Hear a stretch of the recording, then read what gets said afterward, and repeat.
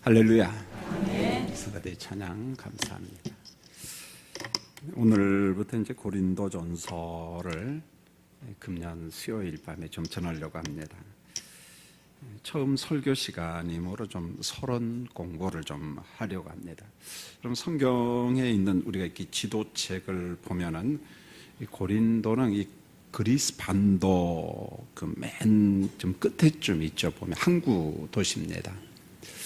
원래 고린도라고 하면은 그냥 도시 이름, 항구 도시 이름입니다만은 또 이 고린도라고 하는 말은 관용구로 이렇게 사용되기도 했습니다. 그래서 관용구라는 말은 고린도 하면은 어떤 그 대명사, 명사적인 의미가 있는데 사치스러운 사람. 그래서 그들을 그래서 고린도 사람 이렇게 이야기했습니다. 또 한편으로는 좀 성적인 사람 그러면은 고린도 사람 하면은 사치스러운 사람, 성적인 사람, 사람들이 알아들었다는 겁니다. 우리도 그런 게 있잖아요. 보면은 뭐 석관동 사람 하면은 뭐가 생각이 나요? 뭐 그런 개념입니다. 보면은 어느 지역 사람, 뭐 어디 동네 사람 하면은 뭔가 그 상징적인 그런 그 지역의 어떤 특색, 어떤 그 지역의 컬러에 대한 의미가 있듯이 고린도 하면은 그렇게 긍정적인 도시는 아니었어요. 지중해를 통해서 무역을 하는 도시였다 보니까 막 여러 민족 사람들이 막 모여왔어요. 막 그리스 사람도 오고 로마 사람들도 오고 동방 사람들. 성경에 보면은 동방의 박사들이 왔다 했을 때 바로 그쪽 동방 사람들. 이 사람들이 그 당시에는 무역 같은 걸 참 잘했거든요. 보면은 동방 사람들이 이렇게 고린도 지역에 와서 몰려 살았습니다. 그러다 보니까 자연스럽게 유대인들도 들어왔죠. 보면은 디아스포라 유대인, 흩어진 유대인들도 고린도 지역에 들어와서 뭐 장사도 하고 이렇게 저렇게 살았습니다. 여러분 고린도에는 그리스 문화 자체가 신전 문화니까 신전 문화. 그래서 그로 인한 어떤 그 성의 윤리, 어떤 도덕성 이런 게 굉장히 문란했죠. 보면은 우리가 고린도전서를 보면은 음행의 문제를 다루고 있잖아요. 도무지 있을 수 없는 그런 음행의 문제가 교회 안에 발생을 하죠. 보면 이것을 보면은 고린도 지역의 어떤 그 양심의 문제, 그 양심이 좀 해체됐다고 할까요? 양심의 문제, 양심이 좀 무너진 거죠. 보면. 그래서 여러분들 동성애 같은 거랄지 이런 것은 이미 그 사람 양심이 어떻게 된 거예요? 깨진 거예요. 무너진 겁니다. 도무지 있을 수 없는. 그래서 보통 이런 것을 젠더 이론이라고 이야기하는데 젠더라는 말도 성입니다. 사실은. 그런데 하나님의 성의 원리는 남성, 여성, 한 남자, 한 여자. 그런데 그래서 남자와 여자, 한 남자와 한 여자가 결혼해서 하나님의 창조 질서를 지키는 게 성경적 질서고 창조 원리인데 젠더 이론은 그게 아닙니다. 여러분요. 그래서 아버지, 어머니 이렇게 부르는 게 아니고 부모 1, 부모 2예요. 이건 뭔 말인지 이해가 됩니까? 모르는가 봐요. 그래서 이 젠더 이론이라고 하는 것은 우리 양심을 해체하는 거예요. 그러니까 집에는 아버지, 어머니가 있는 게 아니라 부모 1이 있고 부모 누가 있어요? 2가 있는 게 남자, 여자가 없는 거야. 그래서 어머니는 여성, 아버지는 남성. 이게 성경의 원리잖아요. 근데 젠더 이론은 그런 게 있다 없다?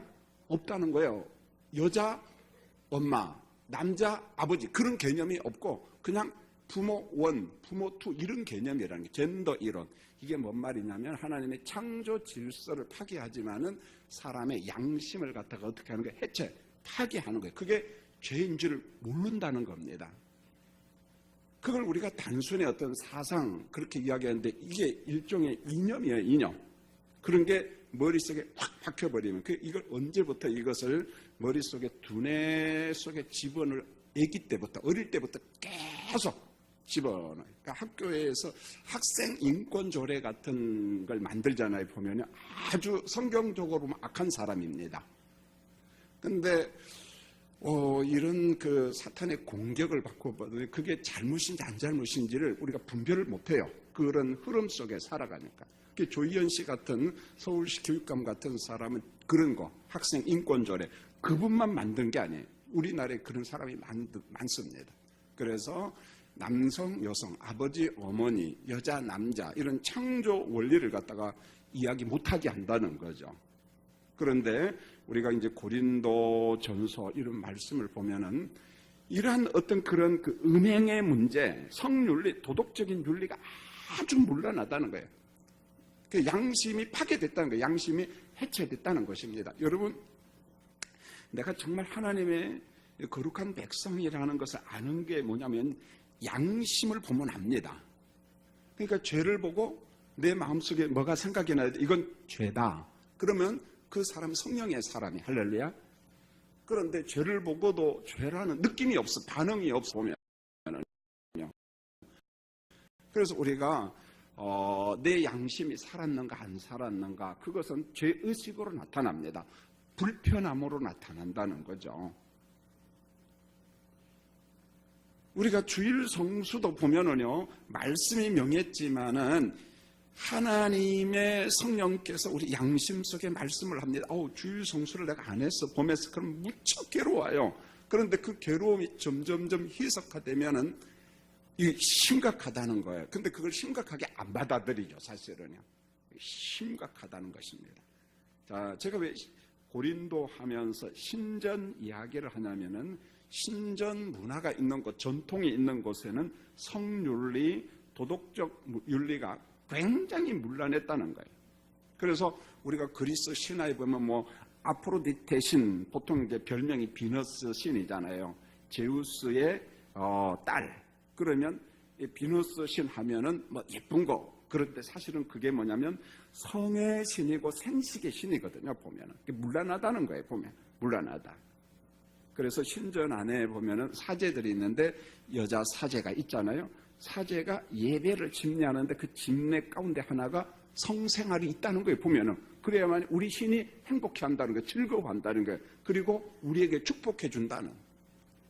도무지 성경적 원리를 보면은 이해가 안 되고 그래서 그들의 양심이 무디어진 겁니다. 이런 게 고린도 교회 안에 그대로 들어옵니다. 왜요? 그동안은 이게 죄인 줄 몰랐거든요. 그러니까 그들이 예수를 믿고 들어와도 그 옛날의 전통을 갖다가 버리지 못한다는 거예요. 보면은 그걸 갖다가 이제는 계속해서 사도 바울이 십자가의 복음을 통해서 그건 안 된다, 그건 잘못이다, 그건 옛사람의 삶의 방식이다, 그건 버려야 된다, 그런 이야기를 계속하죠.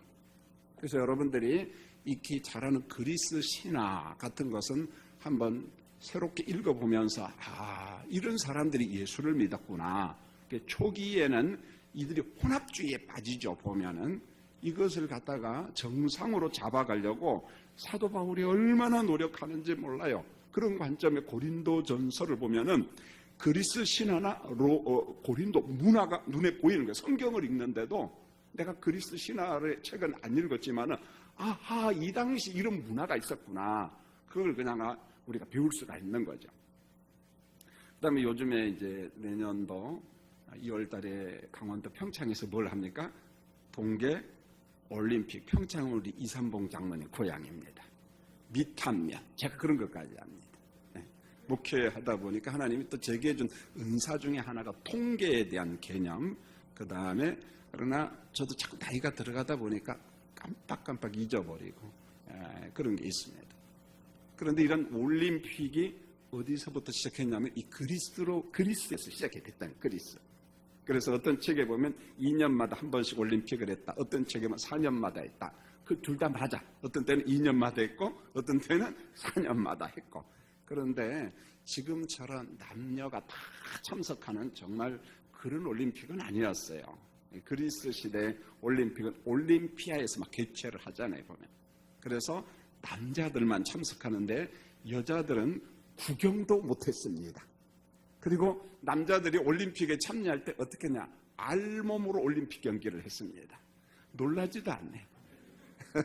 옷을 다 벌거벗고 그런 식으로 그 옛날 여러분 그리스 신화의 운동 경기하는 그 사진을 보면은 그런 그림이 있잖아요. 보면은 다 몸을 다 벗고 그게 바로 이제 그리스 시대의 고대 올림픽의 밑그림입니다. 자, 그런가 하면 이 고린도는 의외로 철학, 그 다음에 수사학, 이런 게 많이 발전됐죠. 그래서 철학자들, 어떤 지식인들이 대접을 받았습니다. 논리적인 사람, 뭔가 논리적으로 이야기하는 사람. 그러다 보니까 자연스럽게 고린도 교회에도 예배당 안에, 교회 안에 파벌이 생기는데 그 파벌 가운데에 철학과 수사학의 영향을 받은 아볼로파가 생겼어요. 아볼로파. 여러분, 아볼로파라고 하는 말은 철저히 그리스 문화 속에서 태동한 거예요. 자, 여러분 성경을 한번 읽어볼까요? 우리가 익히 잘 아는 고린도전서 1장 12절 어떤 파들이 있는가? 자, 한번 읽겠습니다. 시작. 내가 이것을 말하거니와 너희가 각각 이르되 나는 바울에게, 나는 아볼로에게, 나는 게바에게, 나는 그리스도에게 속한 자라 한다는 것이니.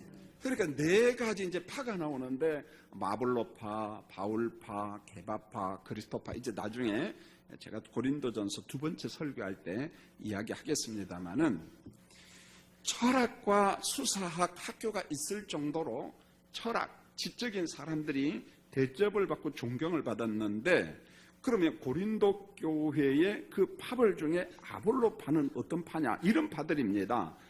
여러분 성경에 보면 사도행전에서 그렇게 말을 했어요. 아볼로는 성경 지식이 능한 사람이고 그 다음에 설교를 기가 막히게 잘합니다. 설교를 잘한다는 말은 수사학적 언변이 능하다는 말이죠.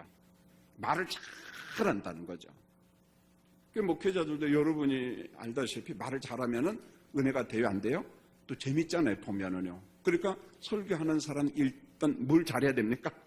말을 잘해야죠. 그 수사학적인 언변의 능력이 탁월하면 좋지요, 보면은. 그런데 아볼로가 성경 지식에 능한 사람이고 설교를 잘하는 언변의 달인이에요, 달인. 생활의 달인이 아니라 설교의 달인이야. 누가? 아볼로가. 이제 고린도전서 처음 시작하니까 조금 공부하는 마음으로 와야 됩니다. 오늘 온 사람은 다음 수요일 날 와야 돼요, 안 와야 돼요? 와야죠. 그리고 이제 못 왔던 사람도 여러분이 데려오고 제발 좀 수요일 날도 많이 와서 성경 공부 좀 했으면 좋겠어요. 제가 여러분들의 지식을, 성경 지식을 한 2단계 높여 놓을 테니까 수요일 날 오기만 하면 됩니다. 오기만 하면 제가 2단계 정도 여러분 상승시킬 테니까요. 자, 그러다 보니까 고린도 사람들 가운데에 바울의 개척교회를 통해서 이제 예수를 영접한 사람들이 교회에 들어오잖아요. 그런데 예수 믿기 전에 철학과 수사학에 능한 사람들은 결국은 누구를 좋아할 것 같아요? 철학에 능하고 언변에 능한 누구를 좋아해요? 아볼로를 당연히 좋아하죠. 그래서 철학과 언변에 능한 사람들은 바울의 설교를 듣고 확 반해버렸어요. 아니 세상에 어떻게 저런 사람이 다 있어. 그래서 아볼로파, 이 말은 우리의 우두머리다, 그런 말이에요. 우리의 상전이다. 나는 당신에게 속한 사람이다. 당신은 우리의 우두머리입니다. 우리의 상전입니다. 그래서 고린도 교회 보면은 아볼로파 사람들은 누구를 싫어했냐면 바울파 사람들을 싫어했습니다. 그래서 고린도 전서에 보면은 바울의 편지는 능해, 글도 잘 써, 논리적이에요. 그런데 말은 잘한다, 못한다. 바울이 설교는 못했던 것 같아요, 보면은. 그러나 바울의 글과 논리성은 대단했죠, 보면. 그런데 막상 그 바울의 설교를 듣다 보면 좀 졸렸던 것 같아. 졸렸던 것 같아. 언변에는 좀 능하지 못했는 것 같아요, 보면은. 그래서 아볼로파 사람들의 파워가 대단했습니다, 보면은. 철학적이죠, 수사학적이죠, 언변의 달이죠. 그래서 아볼로파에 속한 사람이 고린도 교회에서 엘리트층이었어요. 지식인들이었어요. 돈이 좀 많은 사람들이었습니다. 이 아볼로파에 속한 사람들이 여러모로 앞서가는 사람이었어요. 그 다음에 이제 고린도에는 부자도 있었지만은 가난한 사람들이 많았습니다. 왜냐하면은 여러 지역에서 들어온 사람들이 좀 어렵게 살았습니다. 그런데 사회의 빈부 차별이 어디로 그대로 들어와요?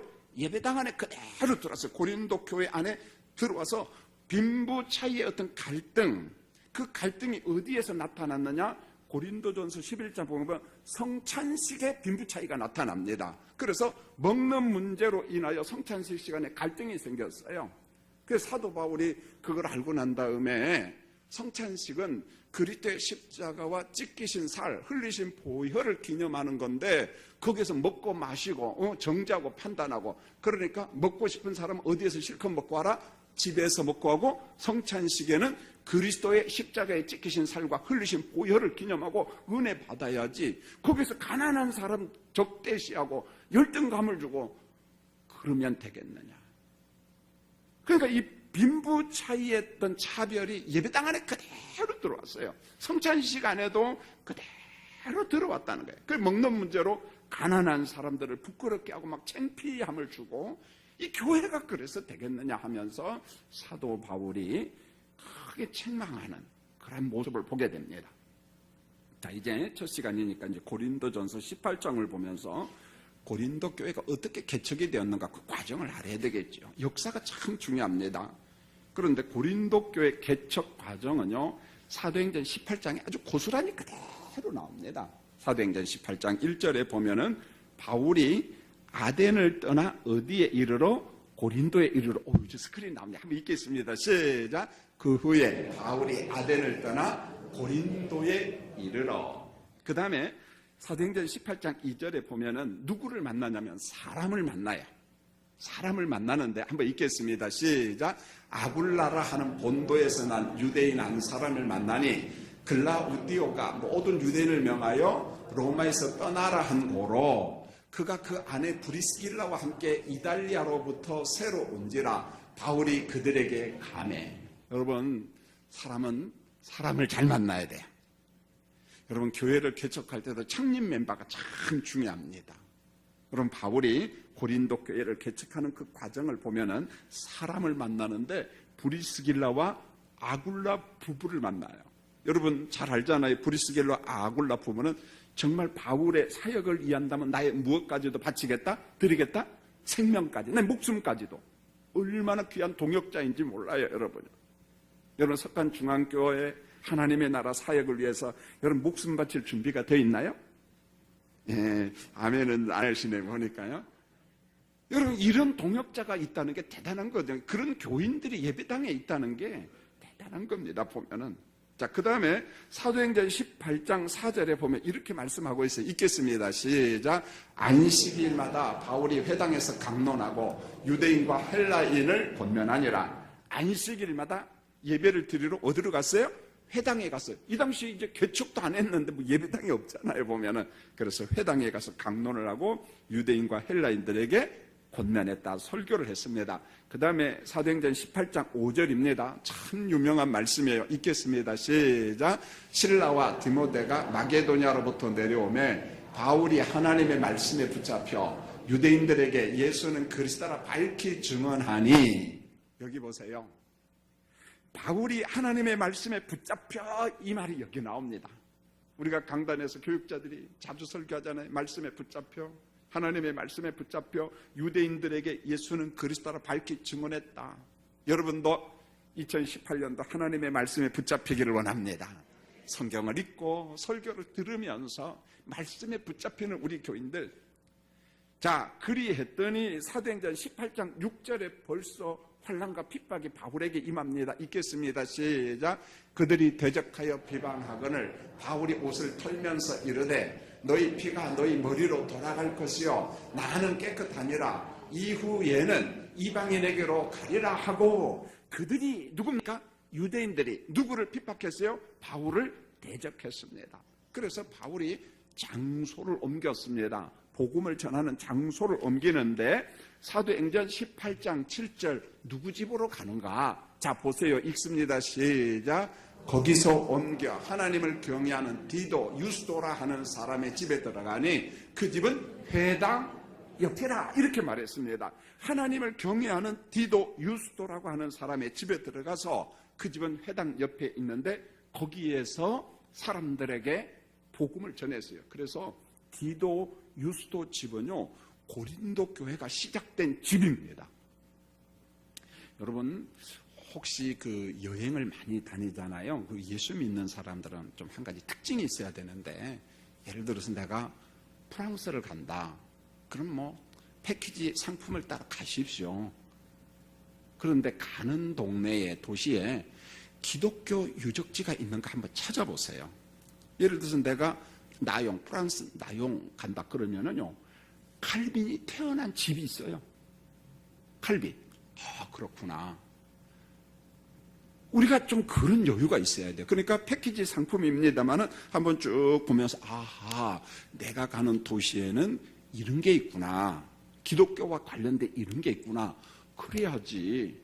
가가지고 핸드백만 사고, 막 화장품만 사고, 그러지 마시기 바랍니다. 물론, 사라고 하니까 끌려간 거지. 사실은 안 사고 싶은데, 그럴지라도, 우리 머릿속에 예수 믿는 사람들은 그래 내가 패키지 상품으로 여기 왔지만은 기독교와 관련된 유적지가 있는가 없는가. 만약에 내가 영국을 가면은 옥스포드 대학, 캠브리지 대학 같은 데 한번 가봐야 되지 않겠습니까?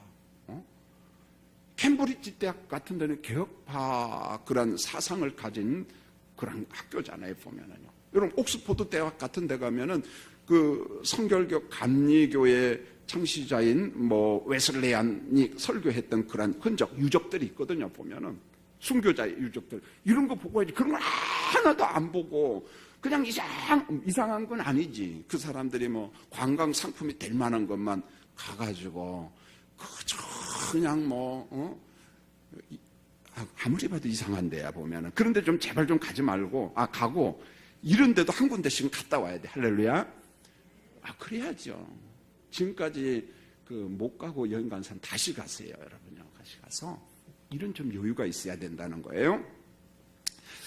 그래서 저는 유수도 집을 보면서 고린도 교회의 시작인데 우리 한국 교회도 보면은요, 이 유수도와 같은 사람이 참 많습니다. 어느 고을에 가면은요, 그 지역교회 시작이 대부분 그 당시 예수 믿는 사람. 근데 그분이 대부분 장로님과 권사님이 되고 그 후손들은 목회자가 됩니다. 그리고 그 후손들은 의사, 판검사, 그 다음에 뭐 교수 이렇게 돼요. 하나님께서 3대 쭉 4대 5대 가면서 계속 축복해 줍니다.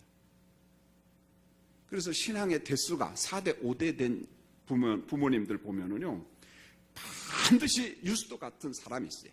자기 집을 개척하도록 그 지역교회가 태동하는 그 역할을 합니다, 보면.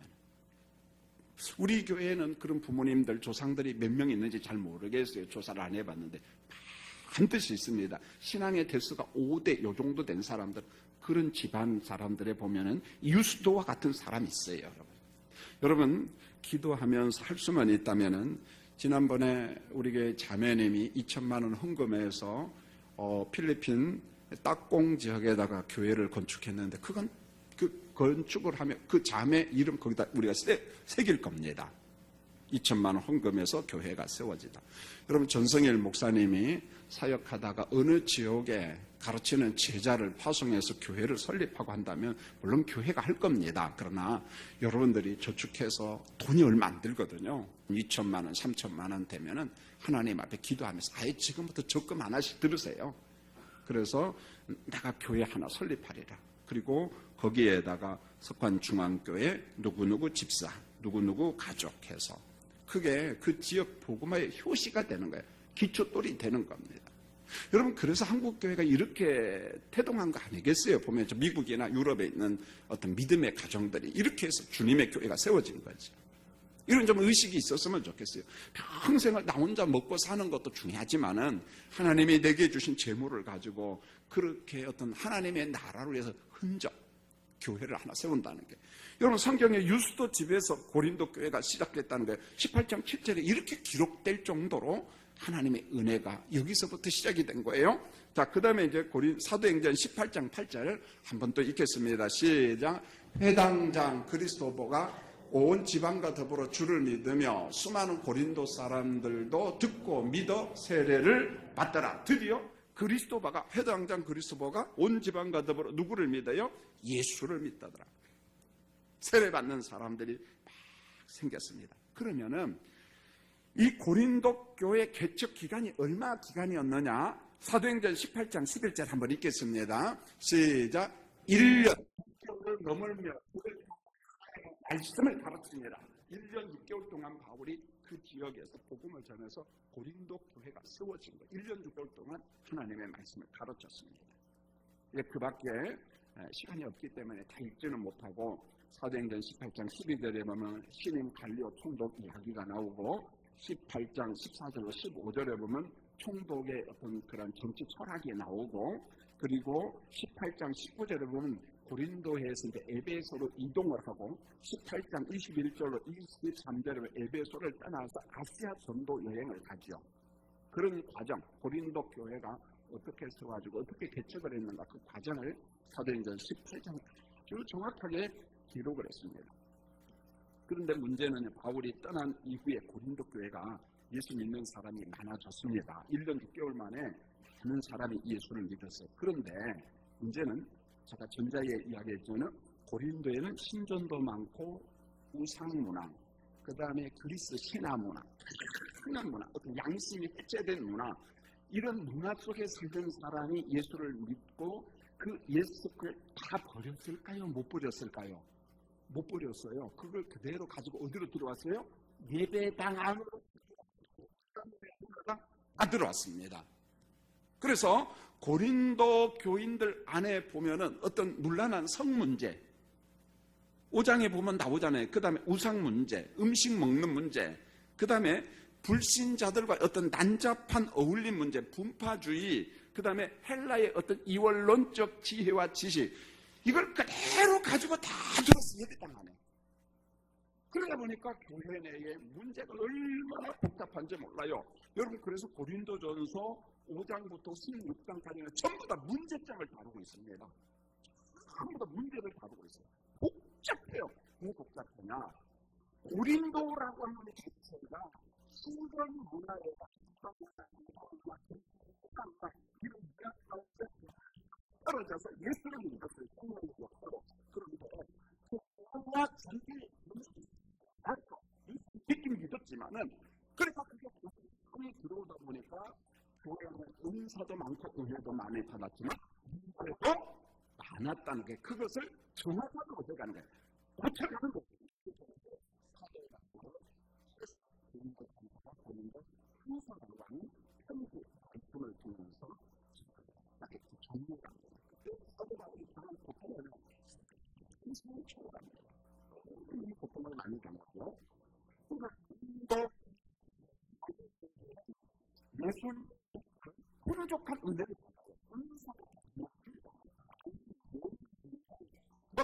다양한 은사가 있어서 굉장했습니다. 그런데 그것을 성경적으로 수용한 것이 아니라 은혜를 받고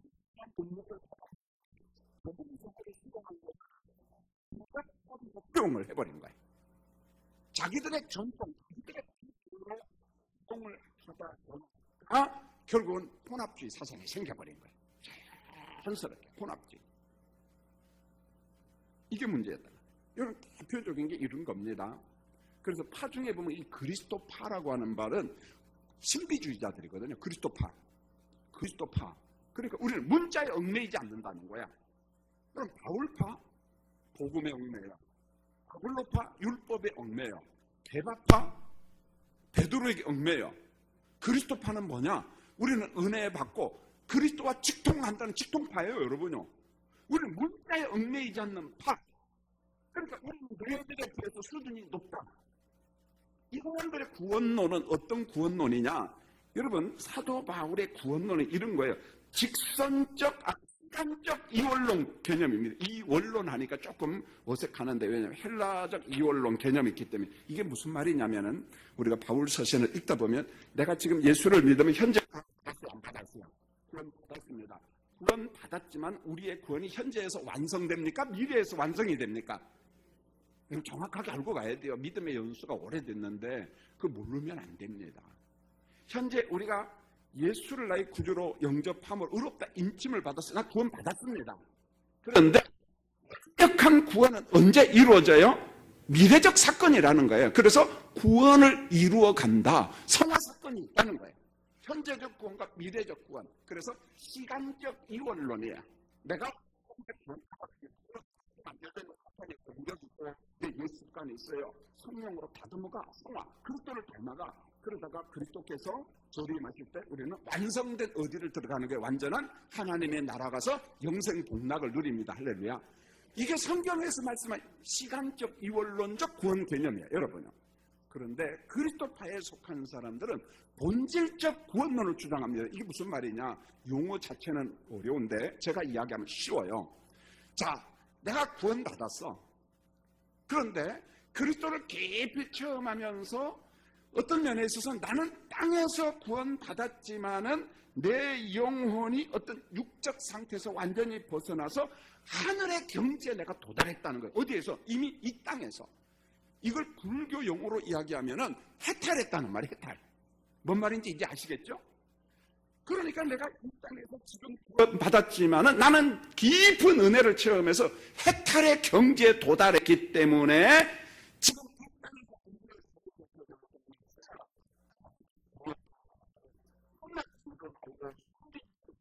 직통파도 나오고 이게 주로 어디에 많았냐? 그리스도파에 이룬 사람들이 많았다는 것입니다. 그러니까 본질적 구원이라고 하는 말은 지금 구원받음으로 말미암아 나는 모든 것을 본질적에서 해탈했다는 거예요. 난 초월했다는 거예요.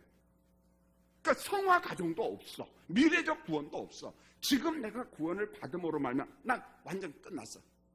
난 해탈했다. 난 그 경지에 들어갔다. 이런 사람들이 영적 교만에 빠지거든요. 보면 그런 사람들이 있거든요. 보면은요. 막 직통파도 있고. 중간 점검을 하겠습니다. 제 말이 이해가 됩니까? 이해가 되면 고개를 한번 끄덕끄덕 해보시고. 예, 감사합니다. 좀 되는 것 같아 보면은. 재미가 있어요? 재미가 없어요? 재밌죠? 재미가 있는 것 같아 보니까 눈을 안 감은 거 보니까. 여러분 제가 이 설교 준비하려고 한 30번을 읽었다니까요. 그럼 이것만 읽었겠습니까? 왜냐하면 기도하면서 하나님 수요 예배는 죄송합니다만 연세가 많은 분이 와요. 금체 설교 왔다가 하나도 못 깨닫고 가면은 뭔가 어떻게 하겠습니까? 하나님 저 좀 살려주세요. 그랬더니 살려주는 것 같은데 계속 살려주셔야 돼요. 이제 본문으로 갑니다. 한 번만 더 정리하죠. 바울이 말하는 시간적 이원론적 구원이라는 말이 어려운데 이 말은 현재적 구원, 성화의 과정이 있고 미래적 구원, 완성된 구원. 그래서 성경에 보면 구원을 무엇해 간다? 이루어 간다. 이런 말이 나와요. 그런데 그리스도파에 속한 일부의 고린도 교회는 본질적 구원론을 주장하는 사람. 무슨 말이냐? 내가 지금 예수 믿고 구원받았어. 그러면 나는 지금 영적인 해탈 경지에 들어갔다. 난 초월적 경지에 들어갔다. 이런 사람이 있었다니까. 그러니까 그런 사람들을 책망하는 거죠. 그런 사람을 책망하고 있어요. 자, 이렇게 1절입니다. 여러분 1절 한번 같이 읽겠습니다. 시작. 하나님의 뜻을 따라 그리스도 예수의 사도로 부르심을 받은 바울과 형제 소수대네는 이렇게 말합니다. 익히 잘하는 말인데 나는 누구의 뜻으로 사도가 됐다? 하나님의 뜻으로 사도로 부르심을 받았다. 여러분 사도는 신약교회의 독특한 직책입니다. 여러분 사도예요? 아니에요? 세 사람만 아니라고 하고 나머지 뭐예요 그러면은? 성가대가 이제 말하면 내가 따라서 할게요. 여러분 사도예요? 아니에요? 아니에요. 사도는 고시대 1세대 그리고 특별한 사도 바울 사도와 같은 바나바 같은 사람 보통 우리가 사도하는데 사도는 주님이 직접 세운 사람들 주님이 그리스도의 복음을 전하도록 초대교회였던 멤버들이죠 보면은요. 그러면 여러분이 사도는 아니지만 사도의 정신은 있어요 없어요? 있어요. 다른 거 아니거든요. 복음 전하는 거예요. 복음 전하는 거. 그 사도적 정신이에요 보면. 결국 나는 하나님의 뜻을 따라 사도로 부르심을 받았다라는 말. 그러면 사도는 뭐냐? 1절에 정답이 나와요. 그리스도 예수의 사도로 부름을 받았다라는 말은 그리스도 예수의 십자가와 부활의 복음을 증거하는 사람으로 부름받았다 그런 말이에요. 사도는 뭐냐? 하나님이 직접 불러서 누구를 증거하도록 예수의 십자가와 부활의 복음을 전하는 누구? 사도. 그거예요. 어렵게 생각하지 마세요. 우리가 1세대 사도는 아닙니다만은 사도적 정신은 계속 있어요? 없어요? 있어요. 교회가 계승해 가는 거예요. 사도적 정신을.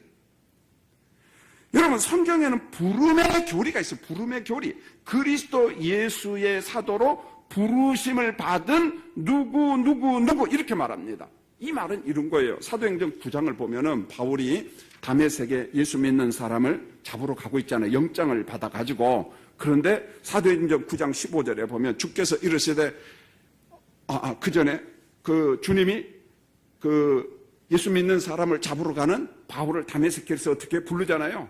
사울아, 사울아, 그렇게 부르잖아요. 그리고 난 다음에 사명을 주는데 사도행전 9장 15절에 이렇게 말했어요. 주께서 이르시되 가라. 이 사람은 내 이름을 이방인과 임금들과 이스라엘 자손들에게 전하기 위하여 택한 나의 무엇이다? 그릇이다. 따라하겠어요. 택한 나의 그릇이다. 여러분, 아브라함도 택함의 그릇, 사도 바울도 택함의 그릇, 여러분도 택함 받은 그릇입니다. 그릇이에요. 그런데 그릇은 어때요? 깨끗하면 쓰임 받습니다.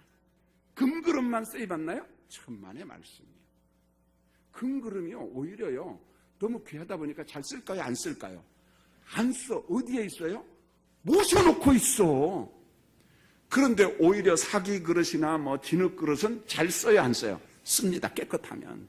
여러분, 그저 나는 뭐 금그릇, 은그릇, 뭐 금그릇 좋아하지 마세요. 쓰임 받지 못해요. 쓰임 받는 그릇이 좋은 그릇이에요. 네. 그래서 나를 좀 써주세요.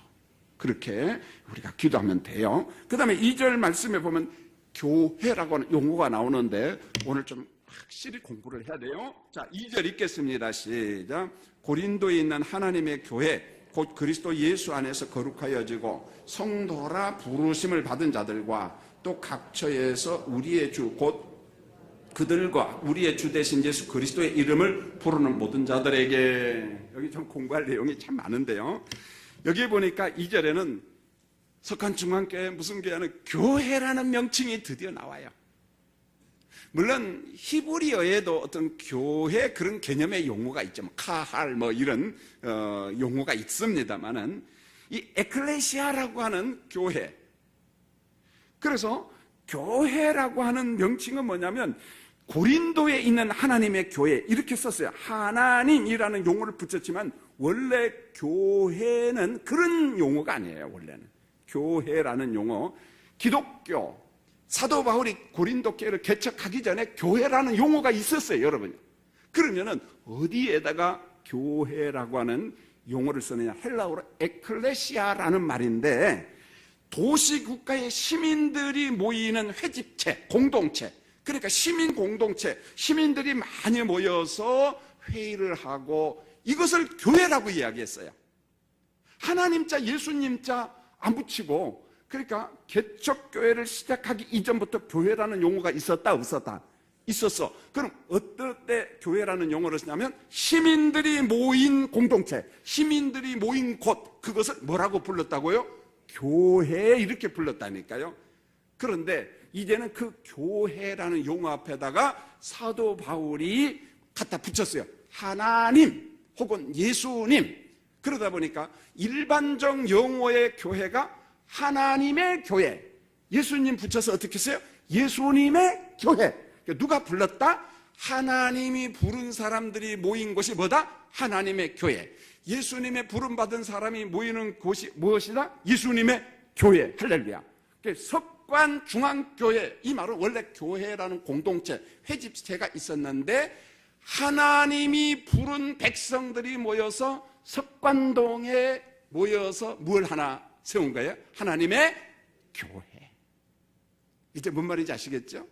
예, 뭔 말인지 아시겠죠? 그래서 교회라고 하는 말은 그 문자적인 의미는 시민 공동체, 시민 회집체, 어셈블리 그렇게 씁니다, 영어로는. 근데 여기에다가 이제 뭘 갖다가 붙였다고요? 하나님 혹은 뭘 갖다 붙여요? 예수님. 하나님이 불러낸 사람들이 모인 교회, 예수님이 불러낸 사람들이 모인 교회. 석관중앙교회 하면 이제 누가 들어가야 돼요? 하나님이 불러서 석관동 이곳에서 모여 예배하는 석관중앙교회 공동체. 여러분 누가 불렀다고요? 어디에서? 자, 세상에. 맞아요. 석관동이 맞아요. 석관동은 어떤 면에서 세상이니까 그 세상에 있는 여러분들이 불러서 하나님의 공동체에 들어왔어요. 그래서 그 공동체를 에클레시아 교회라고 이렇게 이야기하는 겁니다. 그게 석관동 여기에 있는 무슨 교회? 석관 중앙교회는 누가 불러낸 사람들이 모였어요? 하나님이 불러서 모인 사람들. 그러니까 석관 중앙교회 하면은 건물로서 교회도 중요합니다만 누가 나를 불렀다? 하나님이 나를 불렀다. 그리고 여기서 회집체 공동체를 이루면서 하나님을 예배하는 교회 공동체. 이제 뭔 말인지 아시겠죠? 그러면서 오늘 2절에 보면 이런 말이 나와요. 곧 그리스도 예수 안에서 거룩하여지고 성도라 부르심을 받은 자들. 그래서 거룩함이라는 용어가 나옵니다. 거룩함. 이게 참 중요해요. 하나님께서는 세상에 있는 여러분들을 불렀어요. 선택했어요. 자, 와라. 그 교회 공동체, 하나님의 교회 공동체에서 예배를 드려요. 그러면 우리를 왜 세상에서 우리를 불렀느냐? 왜 선택했느냐? 이겁니다. 하나님과 교제 좀 하자, 이거예요. 누구랑 교제하자? 하나님과. 옛날에는 누구하고 교제했어요? 신전에서 교제했어. 비너스 신과 교제를 했어. 포세이돈 신과 교제를 했어. 이제는 포세이돈 신하고 교제하는 것이 아니라 누구랑 교제하자? 하나님과 그리스도 안에서 성령으로 교제하자. 거룩함이라고 하는 말은 이전에는 비너스 신을 섬기고 제우스 신을 섬기고 포세이돈을 신을 섬기고 이 바다의 신을 섬겼던 그 사람들을 불러서 어디로 왔어요? 주님의 공동체에 와서 누구랑 교제하자? 나랑 교제하자. 내가 누구예요? 하나님과 교제. 그래서 하나님과 교제하는 사람을 오늘 성경에 뭐라고 했어요? 거룩함 성도. 이렇게 한 거예요. 따라하겠어요. 나는 거룩한 성도다. 거룩한 성도는 누구하고만 교제해야 돼? 하나님과 교제하는. 그래서 이 거룩함이라고 하는 용어는 세상에서 이방신들을 섬기고 우상숭배를 했고 귀신을 섬겼던 사람을 불러서 이제부터는 자, 나랑 교제하자. 하나님과 교제하자. 이렇게 이야기하는 거예요. 자, 시간이 없어서 이제 말씀을 막 좀 뛰어넘어갑니다. 그 다음에 우리의 주 되신 예수 그리스도의 이름을 부르노라. 그래서 그리스도인이 누군 줄 아세요? 부름받아 교회 공동체에 들어온 여러분과 저는 누구냐? 예수 그리스도의 이름을 부르고 그리스도를 나의 주라고 부르는 사람들이야. 예수님은 나의 주인이십니다. 나의 주님이십니다. 예수님을 부르는 사람 너무 편하네. 바로 그 사람들이 그리스도예요. 여러분, 주라고 부른다는 게 얼마나 중요한 줄 아세요? 나는 예수님만 의존합니다. 예수님은 나의 머리입니다. 예수님은 나의 주인입니다. 이런 고백이에요, 고백. 그래서 예수님을 나의 주라고 부르는 일이 왜 중요한가? 로마서 10장 9절 혹시 스크린 찾았습니까? 자, 로마서 10장 9절. 아, 찾았네. 방송실 보세요. 막 지금 정신이 하나 없습니다. 나중에 방송실 사람 아이스크림 사줘야 돼요, 여러분요. 저렇게 하고도 저한테 칭찬받을까요? 못 칭찬받을까요? 10번 잘하다가 한 번 실수하면 김 목사냥 얼굴 삐뽀니라고 얼마나 내가 미안한지. 자, 한번 읽겠습니다. 시작. 내가 만일 내 입으로 예수를 주로 시인하며 또 하나님께서 그를 죽은 자 가운데서 살리실 것을 내 마음으로 믿으면 무엇을 받으리라? 예수가 나의 주라고 시인하는 사람, 그 사람 무엇 받은 사람이야? 하나님의 나라 백성이라는 거예요. 여러분 믿습니까? 주라고 하는 말, 예수가 나의 주라고 부른다는 게 그만큼 중요한 거예요. 너 구원받았어? 이 말은 예수가 나의 주라고 고백해, 인정해? 그렇게 물어보면 되는 거예요. 대단한 거예요. 그 다음에 이제 마지막 3절.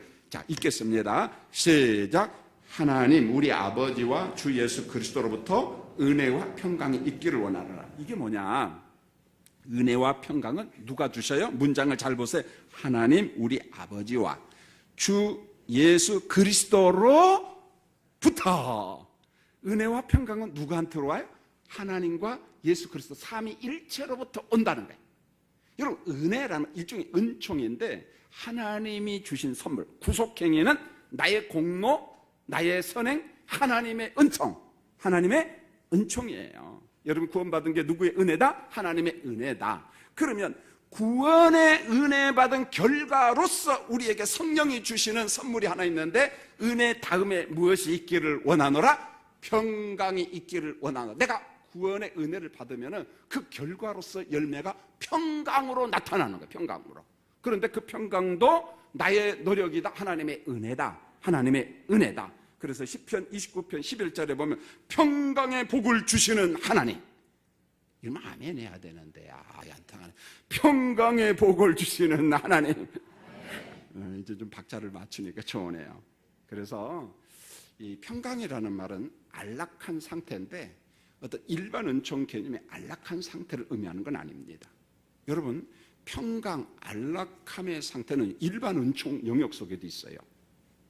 그런데 그게 영구하냐? 그렇지가 않다는 거죠.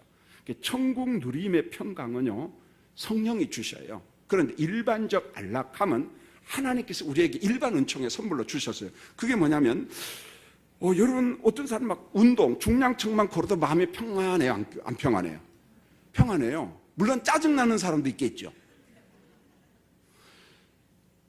여러분, 운동만 해도 내 마음이 평안하고, 등산만 해도 평안한 사람이 있어요, 없어요? 있거든요, 보면. 일반 은총 영역 속에서 보면은. 그리고 어떤 사람, 난 여행하면 편안해. 늘 아프다가도 여행만 가면 안 아픈 사람들이 있어요. 그런 사람 있어요, 없어요? 있거든. 그러니까 오해를 해. 완전 아프다고 하면서도 여행하면 안 아프니까 아픈 건지 안 아픈 건지 구분이 안 돼, 보면. 집에서는 막 아프다가 예배당에 오면 안 아프죠. 그런 사람은 정말 훌륭한 사람이에요. 성령의 사람입니다. 근데 집에서는 안 아프다가 예배당 오면 막 쑤시고 아픈 사람은 비정상이 아니고 정상으로 가는 과정인데, 사탄이 공격한다 생각하고 좀 인내하고 같이 기도하고 그러면 됩니다, 여러분요. 예? 초신자들한테 그런 일이 많이 생겨 보면은요. 아니, 지금까지 사탄을 갖다가 주인님 했다고 어느 날 갑자기 예수 주인님 부르니 사탄이 화가 나겠어요, 안 나겠어요? 나지, 여러분이 안 나겠습니까? 나지요. 그러니까 어려움이 있는 거예요. 그러나 이런 일반 은총의 누림도, 그 안식, 평강 누림도 우리가 무시하면 안 됩니다. 절대 무시하면 안 돼. 그러나 오늘 성경에서 말씀한 그것은 그런 일반 은총 영역의 누림이 아니라, 이 천국 누림은 하나님이, 성령이 우리에게 주시는 영적 평강이다, 그렇게 말씀하고 있어요. 오늘은 첫 번째 시간 서론적으로 이렇게 했어요. 다음 수요일 날 안 올 사람만 그 자리에서 일어나 보세요. 다 한 명씩 좀 보시고 와야 돼요, 여러분.